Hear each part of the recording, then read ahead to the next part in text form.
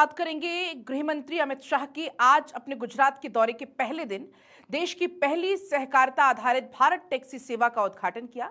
गांधीनगर के महात्मा मंदिर में आयोजित एक आधिकारिक कार्यक्रम में मुख्यमंत्री भूपेंद्र पटेल की उपस्थिति में इस सेवा को हरी झंडी दिखाई गई। ये सेवा पूरी तरह से कोऑपरेटिव मॉडल पर आधारित है, जिसका मुख्य नारा है सारथी मालिक रखा गया। इस व्यवस्था में कोई निजी कंपनी या बिचौलिया नहीं होगा। ऐप के जरिए मिलने वाले मुनाफे का सीधा हिस्सा टैक्सियों के चालकों को मिलने वाला है। पहले चरण में सेवा को अहमदाबाद, सूरत, द्वारका, वडोदरा, राजकोट, सोमनाथ, वलसाड, आनंद, इसके अलावा आपको बता दें कि जामनगर, भावनगर, नाडियाड, जूनागढ़, मेहसाणा और अमरेली सहित कुल गुजरात के 14 प्रमुख शहरों में से लॉन्च किया गया है।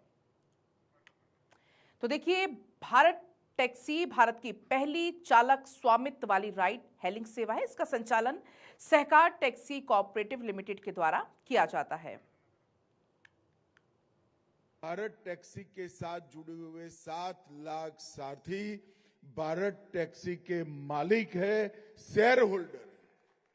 जब आप शेयर होल्डर बनते हो तो कंपनी अपनी आपकी बन जाती है, कोऑपरेटिव संस्था अपनी आपकी बन जाती है और इसी के कारण सम्मान भी मिला, सुरक्षा भी मिली और समृद्धि भी मिलने वाली है।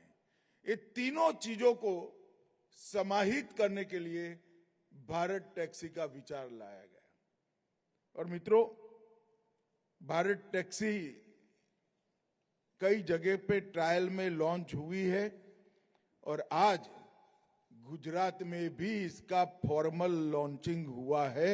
गुजरात के सारे बड़े नगरों में दुपहिया व्हीकल, ऑटो और 4 व्हीलर तीनों क्षेत्रों में भारत टैक्सी का आज से अधिकृत शुभारंभ हुआ है। अब आपको बता देते हैं भारत टैक्सी क्या है। भारत टैक्सी भारत की पहली चालक स्वामित्व वाली राइड हेलिंग सेवा है। इसका संचालन सहकार टैक्सी कोऑपरेटिव लिमिटेड के द्वारा किया जाता है। सहकारिता के सिद्धांतों पर आधारित ये एक अनूठा प्लेटफॉर्म है।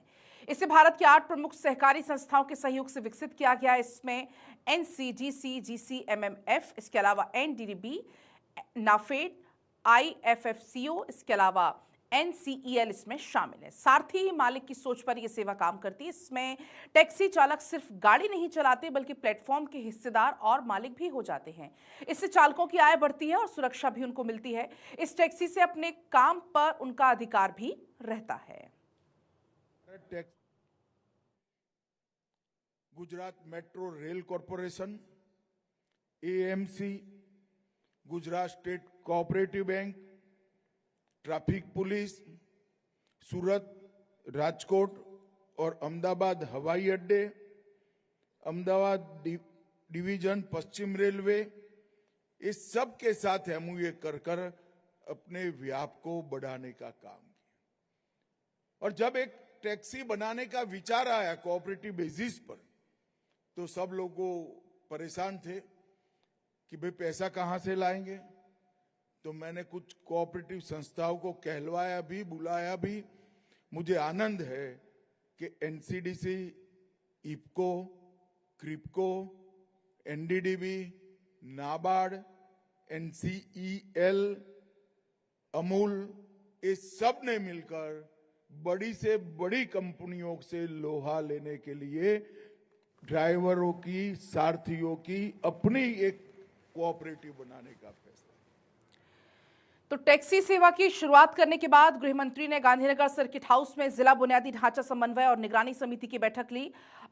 अमित शाह आज शाम को अहमदाबाद में ग्रीन लोकसभा अभियान को लेकर भी अधिकारियों के साथ, संगठन के प्रतिनिधियों के साथ 2 अलग-अलग समीक्षा बैठक करेंगे। देर शाम को साबरमती विधानसभा क्षेत्र के निवासियों की स्थानीय समस्याओं को सुनने के लिए जनता दरबार में भी शामिल होंगे। कल यानी कि 28 जून को अमित शाह गांधीनगर में ही अहमदाबाद डिस्ट्रिक्ट कोऑपरेटिव बैंक के 100वें स्थापना दिवस समारोह में मुख्य अतिथि के तौर पर शिरकत करते हुए नजर आएंगे।